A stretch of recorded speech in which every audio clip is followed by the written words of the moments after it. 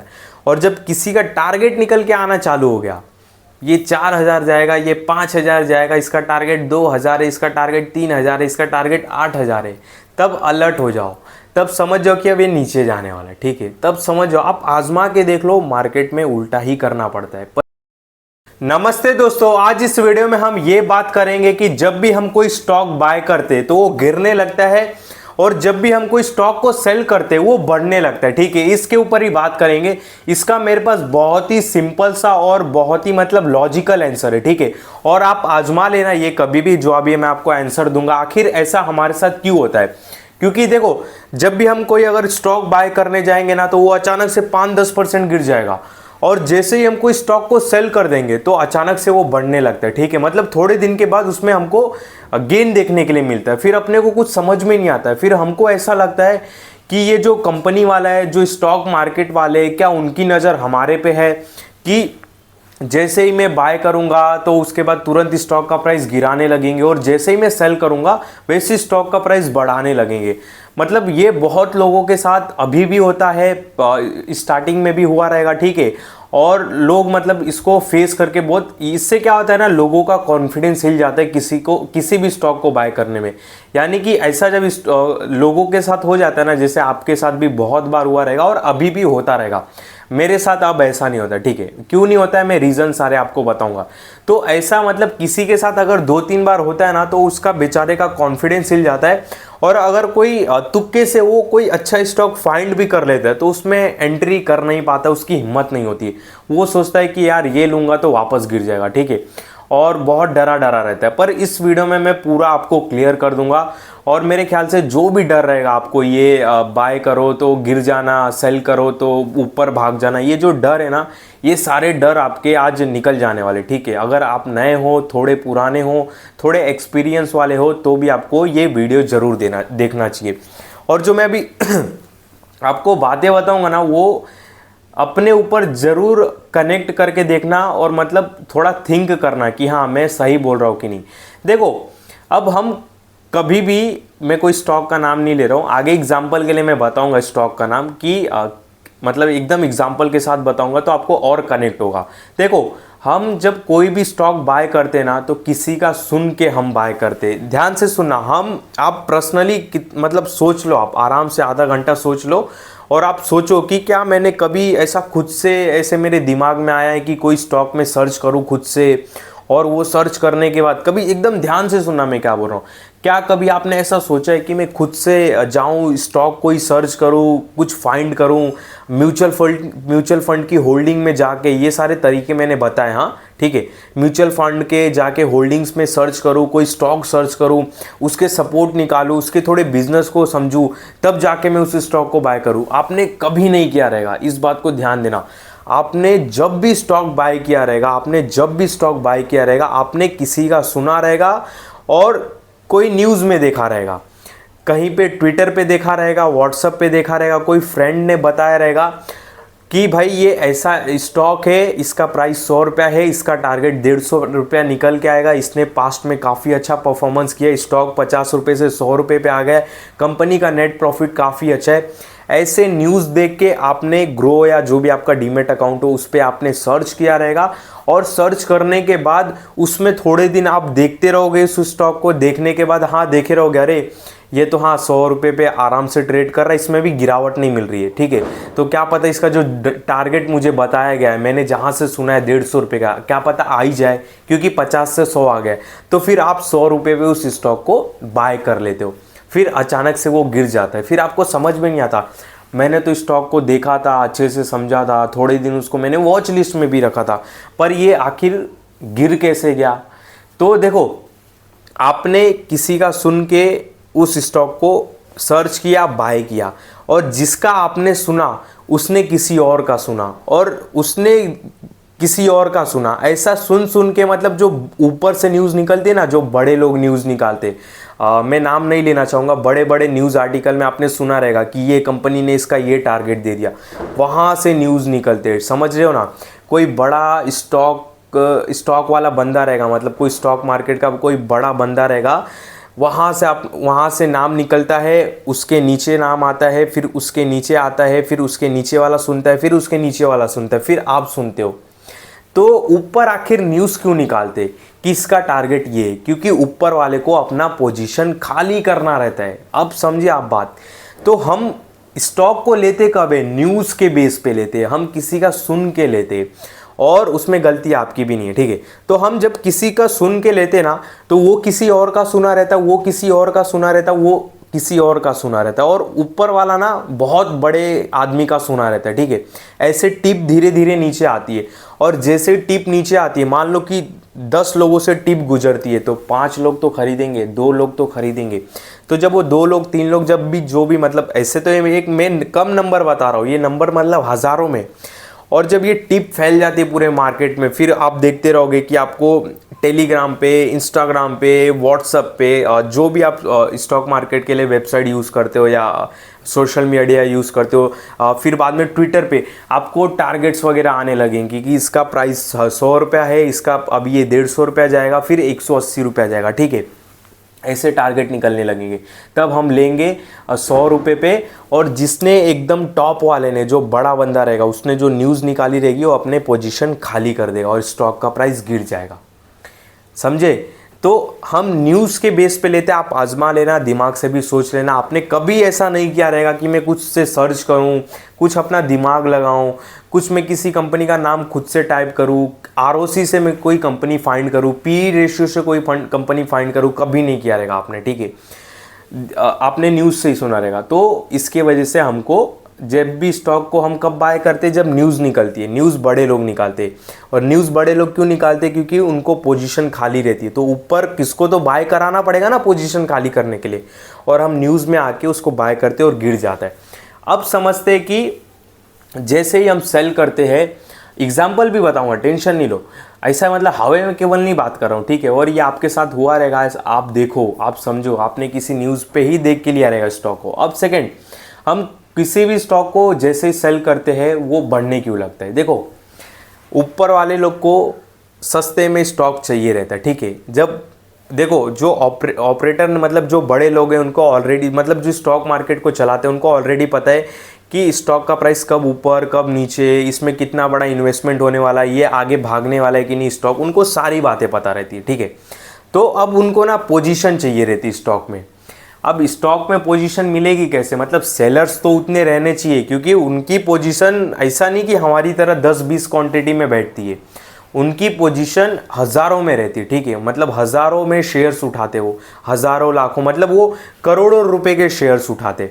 और अगर वो ओपन मार्केट में, या मतलब जो नॉर्मल मार्केट चल रहा है, स्टॉक का प्राइस जो नॉर्मल चल रहा है, नॉर्मल बाय सेल हो रहा है, अगर वहाँ से उठाने लगे डायरेक्ट हो, तो अपर सर्किट लगना चालू होगा, तो उनका जो एवरेज प्राइस है वो ऊपर होना चालू होगा।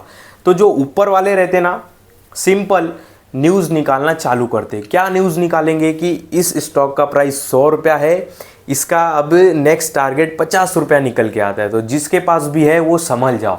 तो जिसने 90 रुपये में लिया है, जिसने 80 रुपये में लिया है, अब वो न्यूज़ देख के या किसी की बात सुन के वो क्या करेगा? वो बोलेगा यार मेरी तो 80 रुपया बाएंगे, मेरी तो 90 रुपया बाएंगे, मेरी तो 95 रुपीज़ बाएंगे, और इसका टारगेट 50 निकल के आ रहा है, मैं अभी बेच देता हूँ, जब 50-60 आएगा ना वापस देखूंगा क्या करना है, ठीक है।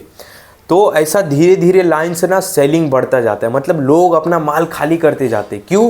क्योंकि एक न्यूज़ के बेस पे हम, देखो, बेचते भी कब स्टॉक को है? न्यूज़ के बेस पे ही बेचते। मतलब हमको अचानक से कोई सा सपना नहीं आता है कि रात को सपना आ गया और कल बेच देना स्टॉक, नहीं। हम किसी का सुनते हैं, न्यूज़ आर्टिकल पढ़ते हैं, ट्विटर पे किसी का ट्वीट देखते हैं। मान लो किसी ने ट्वीट किया कि इसका प्राइस 100 से 50 होगा, तो आप न्यूज़ पे सर्च करोगे कि दिस स्टॉक नेक्स्ट टारगेट, ठीक है, तो उस उधर भी आपको लिख के दिखाएगा, हाँ इसका प्राइस, इसका टारगेट 50 रुपये आ रहा है। फिर आप किसी दोस्त से पूछोगे, हाँ यार इसका तो टारगेट ये आ रहा है। तो इसे धीरे धीरे ना ये कड़ी जुड़ते जाती है। तो फिर हम खुद से मन को एकदम श्योर हो जाते हैं, हाँ यार सब लोग बोल रहे 100 से 50 आ जाएगा, चलो भाई प्रॉफिट बुकिंग करो, माल खाली करो। तो फिर हम क्या करते, बेच देते स्टॉक को। और ये रिकॉर्डिंग बंद हो गया, ठीक है, जाने तो, इसका कुछ काम भी नहीं था। तो हम क्या करते, बेच देते। बेचने के बाद क्या होता है, अब बड़े जिसने ऊपर न्यूज़ निकाली कि इसका टारगेट 100 रुपये से 50 रुपये, उसने न्यूज़ निकाली, नीचे न्यूज़ एक एक लाइन से न्यूज़ बढ़ती गई, मतलब एक एक कड़ी से जुड़ती गई, मतलब वो न्यूज़ पूरी फैल गई।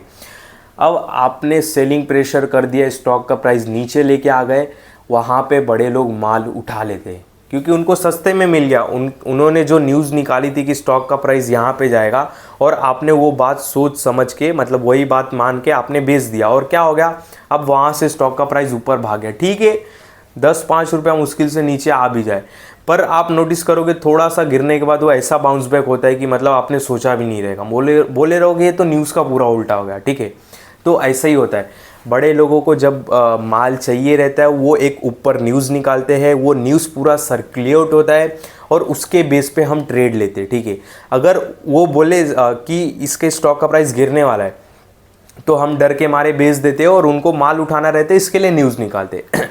अब मैं आपको एग्जांपल के लिए बताता हूँ, वापस स्क्रीन रिकॉर्डिंग चालू कर दूँ। अभी मैं एक स्टॉक सर्च करता हूँ, HDFC बैंक। ठीक है, HDFC बैंक जब इसका प्राइस अराउंड 1600 1650 था, 1650 से HDFC बैंक आ गया था 1400 के आसपास। उस टाइम पे मैं स्टॉक मार्केट के ऊपर वीडियो नहीं बना रहा था। ठीक है, उस टाइम मैंने पोजीशन भी ली थी। तो जब स्टॉक का प्राइस 1600 से 1400 आ गया ना, आपको पता है क्या न्यूज़ आ रही थी? न्यूज़ आपने खुद देखा रहेगा, ये तो मैं ताज़ा बात बता रहा हूँ आपको। ठीक है, ऐसे तो बहुत दफ़ा होते। तो तब न्यूज़ निकल के आ रही थी बड़े बड़े यूट्यूब चैनल पे, छोटे मोटे यूट्यूब चैनल में। ऑफ कोर्स वो दूसरे का सुन के ही वीडियो बना रहे थे। तो वो बोलते ना कि HDFC बैंक का प्राइस 1400 रुपया है, इसका P इतना है, इसका C इतना है, इसका नेट प्रॉफिट ये है, वो है, दुनिया भर की बात है। और टारगेट क्या देने लगे HDFC बैंक का? 900 रुपया। कितना टारगेट देने लगे? 900 रुपया टारगेट देने लगे HDFC बैंक का, 1000 रुपया टारगेट देने लगे। इवन मतलब मेरी आंखों देखी, मतलब लाइव में बता रहा हूँ। मेरा एक दोस्त है, मोतीलाल में काम करता है, उसको स्टॉक मार्केट में 5 साल हो गए रहेंगे।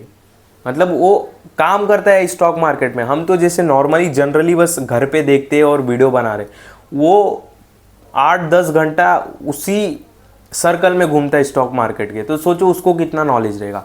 उसको मैंने बोला HDFC बैंक 1400 आ गया भाई, बहुत अच्छा लेवल है, 1380 1400 का। बोलते हैं क्या बैंकिंग स्टॉक ये वो, देख अभी 1100 आएगा, बर्बाद करेगा, 1000 आएगा, ऐसा बोल रहा था। मैं बोला नहीं भाई नहीं आएगा, समझो बात को। ठीक है, 1300-1400 से जो बाउंस बैक मारा है, 1700 पे आके खड़ा है। आज कितना है? 1700 पे खड़ा है। बीच में 1800 गया था। मतलब HDFC बैंक जैसे स्टॉक में 300 रुपये का मूवमेंट मिला, मतलब सेफ साइड हो आप पूरा, समझ रहे हो? HDFC बैंक जैसे स्टॉक में 300 रुपये का मूवमेंट बहुत बड़ी बात होती है। मतलब इसमें जीरो डर एक होने का पैसा। अगर मैं 1400 पे आंख बंद करके ऐसे पैसा पूरा डाल देता हूँ, तो जीरो डर एक होने का। अगर ये 100 रुपया मान लो कि 1400 से 1300 पे भी आ जाता है, तो भी डर नहीं रहेगा। तो उस टाइम क्या हुआ, जब 1400 पे स्टॉक आया ना, तो एक न्यूज़ फैला दी गई बड़े लोगों ने कि अब यहाँ से टारगेट 900 आएगा, 1000 आएगा, 1100 आएगा। किसी ने डर के मारे नहीं लिया। लोग सोच रहे थे जब 1000 आएगा तो लूँगा। लोगों ने क्या सोचा, 1600 से 1380 आ गए, 1360 आ गए, अब तो 1100 भी आ सकता है। न्यूज़ फैला दी गई, लोगों के मन में बात डाल दी गई कि अब ये 1100 आएगा, 900 आएगा। अब बहुत लोगों ने, सीरियसली बोल रहा हूँ, वो सारे न्यूज़ को सीरियस लेके नहीं लिया रहेगा HDFC बैंक को, यही सोच के कि भाई मैं 1000 आएगा तब लूँगा, इसकी वैल्यू तो 1000 है। लोगों ने दूसरे की बातों में आके, न्यूज़ में आके उसको ख़रीदा नहीं। और आज देख लो, उसने 1800 को भी हाई मारा था और आज 1700 पे चल रहा है, एकदम सेफ साइड है। ठीक है, समझ हो ना बात को? तो ये होता है। और अब एक और मैं एग्जांपल बताता हूँ। एंजल वन जब था ना, ध्यान से सुनना, एंजल वन का तो एकदम लाइव ताज़ा बात बता रहा हूँ, एकदम लाइव, मतलब हाल में ही हुआ है सब।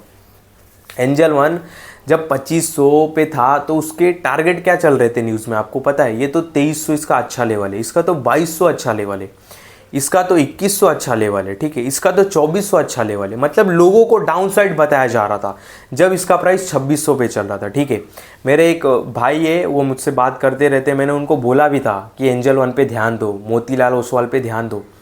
वो शायद कमेंट भी कर देंगे, ये वीडियो देखेंगे तो। ठीक है, तो उनको मैंने बोला था एंजल वन पे ध्यान दो, क्योंकि एंजल वन का अब नेगेटिव न्यूज़ निकल के आ रहा है, इसके वजह से बोला एंजल वन पे ध्यान दो। एंजल वन कितना गया? 3300-3400 गया था। तो क्या हुआ, जब स्टॉक का प्राइस 2600 था, तो उसके नेगेटिव न्यूज़ निकलने चालू हो गए कि लोग माल खरीदे नहीं, बड़े लोगों ने माल दबा के उठाया 2600-2500 पे। कहाँ पे गया स्टॉक का प्राइस? 3350-3400 गया। और अब सुनो, जब 3300 चला गया ना, ट्विटर पे बाकायदा लाइव मैंने देखा, आपने खुद देखा रहेगा, आप ट्विटर पे जाओ, सर्च करो एंजल वन और लेटेस्ट में जाना और स्वाइप करना थोड़ा 5-6 दिन पहले का, आपको ट्वीट दिख जाएगा, न्यूज़ भी दिख जाएगा। एंजल वन जब 3300 पहुंच गया ना, 3350, क्या न्यूज़ निकल के आती है, ये तो अपने ऑल टाइम हाई तोड़ने वाला है, 3800-2900 तोड़ने वाला है, जो उसका ऑल टाइम हाई था 39,000, मुझे नहीं याद, 3800-3900 तोड़ने वाला है, इसका नेक्स्ट टारगेट 4000। लोग ट्वीट कर रहे, my long term portfolio target 5000, my long term portfolio target 6000 next 2 year, मतलब लोग टारगेट देने लगे। अब ये लोग जो टारगेट दे रहे ना, वो ऊपर किसी का सुन के टारगेट दे रहे, ठीक है। और वो कैसे टारगेट दे रहा है? ऊपर किसी का सुन के टारगेट दे रहा है। तो बड़े ने एक टारगेट निकाल दिया, किसका टारगेट है 4000, 5000, 6000 लॉन्ग टर्म टारगेट, ठीक है। तो अब लोगों ने क्या किया, दबा के माल उठाया भाई 3200-3300 पे उठाया माल, उठाया क्या सोच के कि अपना ऑल टाइम हाई तोड़ेगा, चलो यार 10-12-15% का गेन मिल जाएगा। इस गिरावट में एंजल वन वापस 2605 की 2600 का लो लगाया उसने, जाके देख लो चार्ट पे। तो ये होती है एक न्यूज़ की पावर। और इसके लिए हम कोई भी स्टॉक जैसे ही बाय करते हैं वो गिरने लगता है, और जैसे ही हम सेल करते हैं वो बढ़ने लगता है। रीज़न यही है, हम पूरा न्यूज़ पे डिपेंड है, न्यूज़ के वजह से हम रिएक्ट करते हैं। आप आजमा लो, आपने कभी भी ऐसा नहीं सोचा रहेगा कि अचानक से नींद से उठ के कोई स्टॉक आपने सर्च किया रहेगा और आपने बाय किया रहेगा, नहीं किया रहेगा। आपने कहीं सुना रहेगा, आपने कहीं देखा रहेगा, उसको वॉच लिस्ट में रखा रहेगा, तब आपने उसको बाय करने का मन या सेल करने का मन बनाया रहेगा, ठीक है। तो एंजल वन का मैंने लाइव प्रूफ दे दिया। जब 2600 था, 2500 था, कोई नहीं पूछ रहा था, कोई भी नहीं पूछ रहा था। इवन मैं 1-2 वीडियो में बोला था एंजल वन पे ध्यान दो, मोतीलाल ओसवाल पे ध्यान दो, कोई नहीं पूछ रहा था। क्या हुआ, 3300-3400 गया। जब 3300-3400 गया तो न्यूज़ निकल के आती है, my long term target 6000, my long term target 5000, my long term target 8000। और ये जो ट्वीट कर रहे थे, जो न्यूज़ निकाल रहे थे ना, सब बड़े लोगों का कमाल था। बड़े लोगों ने न्यूज़ निकाला, सबने 3300-3200 पे उठा के दबा के उठाया। क्या टारगेट लेके? 4000 का टारगेट लेके। इस लो में मार्केट के 2605 का लो मारा उसने एंजल वन, वापस वहीं का वहीं आके खड़ा हो गया। बेचा किसने रहेगा? वही बड़े लोगों ने बेचा रहेगा, माल थमा के 3200 में। तो क्या होता है ना, स्टॉक मार्केट में हमको उल्टा करना पड़ता है।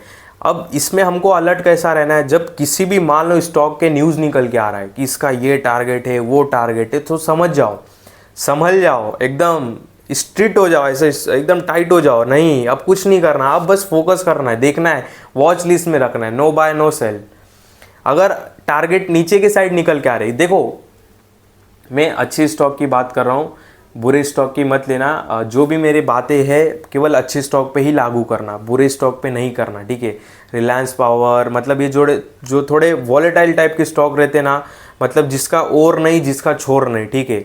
मतलब कभी 5% ऊपर, कभी 5% नीचे नहीं, जिसमें प्रॉपर बाय सेलिंग होती हो, अच्छी कंपनियों में, उसके ऊपर बात करो, ठीक है। तो मान लो जब किसी स्टॉक के लो साइड के टारगेट निकल के आ रहे कि ये इतना जाएगा, वो उतना जाएगा, नीचे साइड इतना जाएगा, अलर्ट हो जाओ, समझ जाओ कुछ बड़ा ऊपर साइड होने वाला है। इसके वजह से नेगेटिव न्यूज़ निकल के आ रहा है। और जब किसी का टारगेट निकल के आना चालू हो गया, ये 4000 जाएगा, ये 5000 जाएगा, इसका टारगेट 2000 है, इसका टारगेट 3000 है, इसका टारगेट 8000 है, तब अलर्ट हो जाओ, तब समझ जाओ कि अब ये नीचे जाने वाला है, ठीक है। तब समझ जाओ, आप आजमा के देख लो, मार्केट में उल्टा ही करना पड़ता है। पर केवल देखो, ये समझ के हम किसी भी स्टॉक में नहीं घुस सकते। Business nature is very important, उस टाइम मार्केट का मूड माहौल क्या है इज़ वेरी इंपॉर्टेंट, उसका नेट प्रॉफिट क्या है, बहुत सारे फैक्टर है, पर सबसे बड़ा फैक्टर यही है, न्यूज़ वाला, ठीक है।